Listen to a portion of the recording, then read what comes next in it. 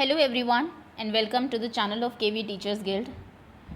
So students, today in this video we are going to do some extra question answers of chapter Sunita in Space. 5th class का EVS का chapter है ये आपका. इससे पहले 2 videos मैं already upload कर चुकी हूँ जिसमें आपको NCERT की रीडिंग चैप्टर में समझा चुकी हूँ आपको एंड हम लोगों ने क्वेश्चन आंसर्स भी डिस्कस कर लिए थे. इस वीडियो में हम लोग इसकी एक वर्कशीट करेंगे जिसमें अपार्ट फ्रॉम NCERT जो और कोई क्वेश्चंस बन सकते हैं एंड NCERT के भी कुछ इंपॉर्टेंट क्वेश्चंस हम लोग डिस्कस करने वाले हैं. Let's start now. और उसके बाद एक क्विज़ की वीडियो आएगी आपकी. कोई भी बच्चा अगर नया है चैनल पर या फिर किसी ने सब्सक्राइब नहीं किया अभी तक तो पहले आप चैनल को सब्सक्राइब कर ले, बेल आइकन को प्रेस कर ले जिससे कोई भी वीडियो आपकी क्लास की आती है तो मिस ना हो.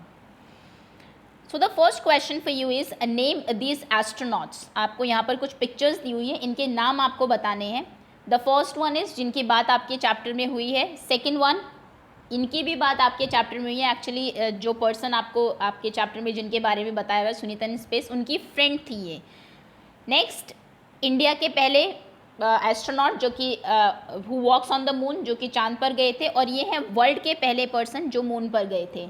आप एक काम करिए, वीडियो को पॉज करिए, चारों के आंसर्स मुझे कमेंट सेक्शन में दीजिए, then I will tell you the answer. देखते हैं कि आपको कितना आता है. एक बार फिर से मैं पिक्चर सभी के दिखा देती हूँ. This is the first one, second, third and fourth. चारों के बारे में आपको पता होना चाहिए. ओके, आंसर कर दिया होगा आपने. देखिए ये आंसर्स हैं आपके. फर्स्ट वन ये हैं सुनीता विलियम्स जिनकी बात आपके चैप्टर में हुई है. ओके, फर्स्ट वुमेन थी जिन्होंने सबसे ज़्यादा टाइम जो है स्पेस में गुजारा है, मोर देन 6 मंथ्स आपको दिया. अभी कल्पना चावला इंडियन ऑरिजिन की फर्स्ट वुमेन थी जो गई थी, लेकिन ड्यू टू सम रीज़न किसी एक्सीडेंट की वजह से ये उसको कंप्लीट नहीं कर पाई थी और लैंड करने से कुछ टाइम पहले ही इनका जो स्पेस क्राफ्ट था वो डिस्ट्रॉय हो गया था. Third one is Rakesh Sharma, India के पहले पर्सन जो कि who walks on the moon. And last one is Neil Armstrong, ये थे वर्ल्ड के पहले पर्सन जो कि जो चांद पर गए थे. ओके, तो चारों का नाम आपने देख लिया. Pictures also you have seen. Next is match the following. EVS में अगर आप प्रिपरेशन करते हैं तो matching, fill in the blanks, true false, ये सब आपको आने चाहिए. पिक्चर्स देख के भी आपको पूछा जा सकता है, जैसे मैंने अभी आपको चारों की पिक्चर्स दिखाई. ये रिलेटेड है आपके चैप्टर से कहीं ना कहीं, क्योंकि एस्ट्रोनॉट्स के बारे में आपको बताया है तो पता होना चाहिए कुछ जो फेमस एस्ट्रोनॉट्स हैं हमारे. तो सबसे पहले आपको कॉलम ए और बी दिया हुआ है. Sky, stars, sun and moon. Blue part of the globe, people in Argentina and India, pull of earth is called. तो पुल ऑफ अर्थ से स्टार्ट करते हैं. आपको पता होगा अर्थ में एक पावर होती है, जो एक फोर्स है जो कि वो हर चीज़ को अपनी तरफ पुल करती है और उसे हम क्या कहते हैं, उसे हम कहते हैं ग्रेविटी. तो इसे आप यहाँ से मैच करेंगे. Next is people in Argentina and India. People चाहे अर्जेंटीना में हो या इंडिया में. अगर मैं ग्लोब की बात करूँ तो ये आपका ग्लोब है. देखिए अर्जेंटीना आपका नीचे है सबसे और इंडिया यहाँ पर है ट्रॉपिक ऑफ कैंसर से ऊपर. तो दोनों, ऐसा नहीं है कि अर्जेंटीना के लोग उल्टे खड़े होते हैं अर्थ के ऊपर, ऐसे दोनों ही लोग जो है standing upside down in relation to each other. एक दूसरे के उसमें अगर हम देखें तो अपसाइड डाउन वो उल्टे दिखेंगे, लेकिन दोनों ही ऐसा नहीं है कि वो आसमान की तरफ पैर करके और धरती की तरफ सिर करके खड़े होते हैं.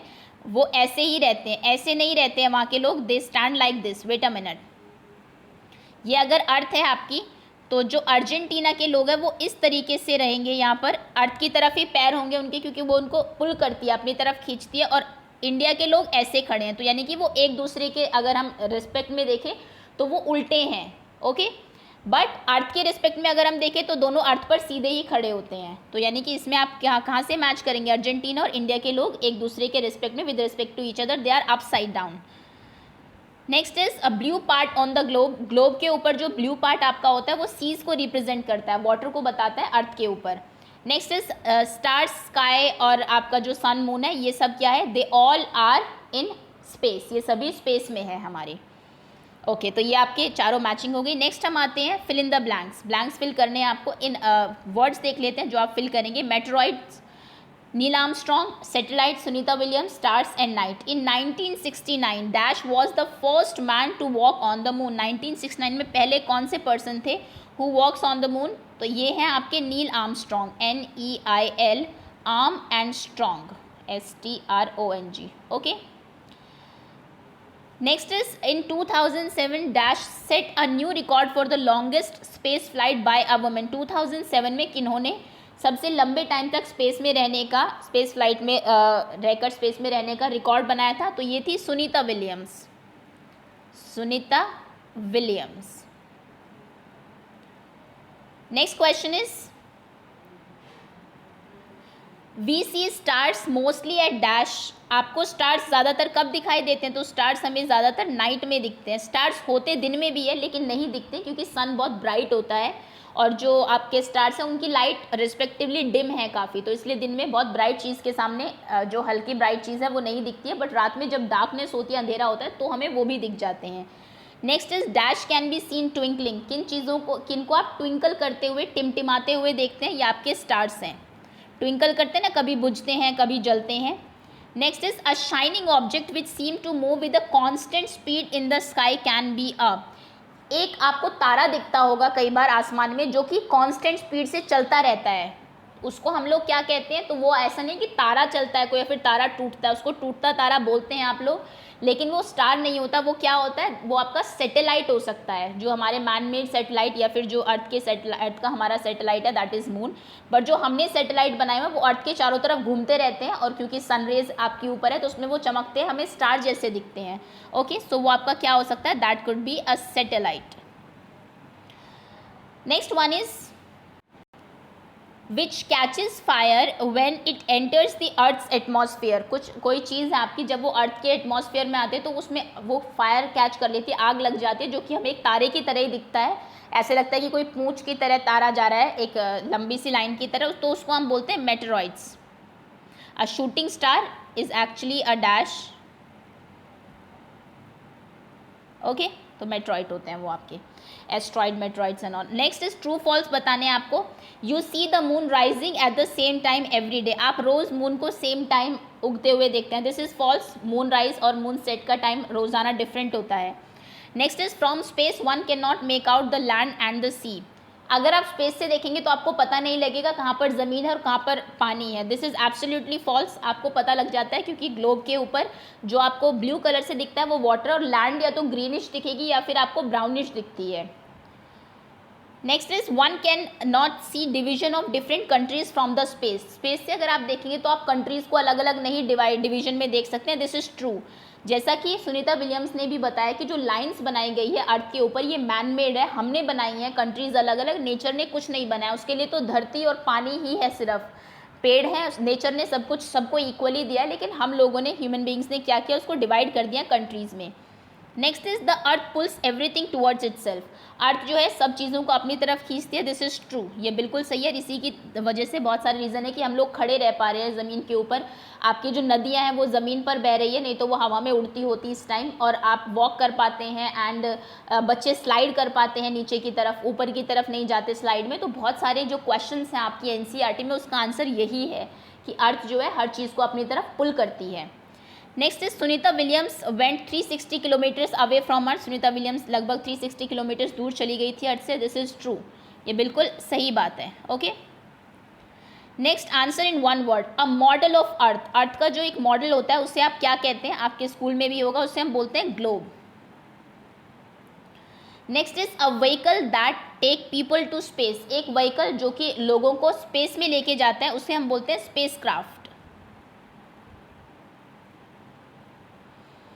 Next is colour that represent water on the globe. Globe के ऊपर, ये ग्लोब है आपका, कौन से कलर से पानी दिखता है आपको, दिखाया जाता है ग्लोब के ऊपर? वो दिखाते हैं हम ब्लू कलर से, पानी ब्लू कलर का। और इसलिए आपको पता होना चाहिए अर्थ को हम लोग ब्लू प्लैनेट बोलते हैं, क्योंकि जब आप आसमान से देखते हैं तो अर्थ एक ऐसा अकेला प्लैनेट है जो ब्लू कलर का दिखता है, क्योंकि सिर्फ यहीं पर आपका क्या है?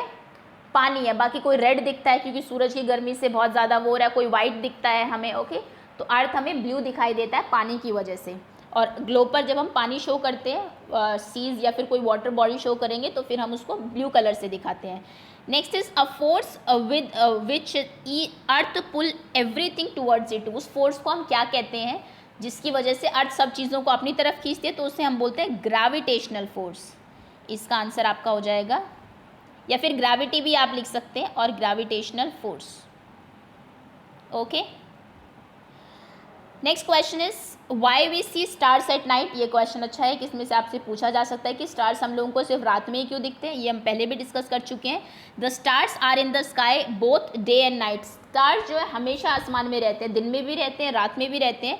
During the day the sun shine so bright, लेकिन दिन में सन इतना ज़्यादा ब्राइट शाइन करता है that we can not see stars, कि हम लोगों को स्टार्स दिखाई नहीं देते हैं। रात में जब डार्कनेस होती है, कोई स्टार नहीं होता और कुछ नहीं चमक रहा होता, तो फिर हमें वो कम लाइटिंग वाले स्टार्स भी दिखने लगते हैं। Next question is who is Sunita Williams. Sunita William कौन है? तो Sunita Williams is an American astronaut. Indian origin की है वैसे, लेकिन अमेरिकन एस्ट्रोनॉट है। Who held the record for most space walks by a women, जिनके नाम रिकॉर्ड है कि इन्होंने सबसे ज़्यादा टाइम जो है स्पेस में बिताया है। Next question is define gravity. Important question, gravity क्या है, डिफाइन करिए, बताइए। तो ग्रेविटी की डेफिनेशन ये है, इजी डेफिनेशन है, इसको आप लर्न कर लीजिए। The force with which the earth pulls everything towards itself. एक फोर्स, एक ताकत जिसकी वजह से अर्थ सब चीज़ों को अपनी तरफ खींचती है। आप कुछ भी ऊपर फेंक दीजिए, अपने बॉल को ही ऊपर डाली, वो नीचे की तरफ ही आएगी। ओके, इसको हम बोलते हैं gravitational force, is called gravity. जिन साइंटिस्ट ने इसकी खोज की थी ग्रेविटी की, उनके साथ एक्चुअली में यही हुआ था। वो एक पेड़ के नीचे बैठे हुए थे और ऊपर से एक एप्पल गिरता है, तो उन्होंने ये सोचा कि ये एप्पल नीचे ही क्यों गिरा, ऊपर क्यों नहीं चला गया। उसके बाद उन्होंने इस पर रिसर्च की तो उन्हें ग्रेविटी के बारे में पता लगा।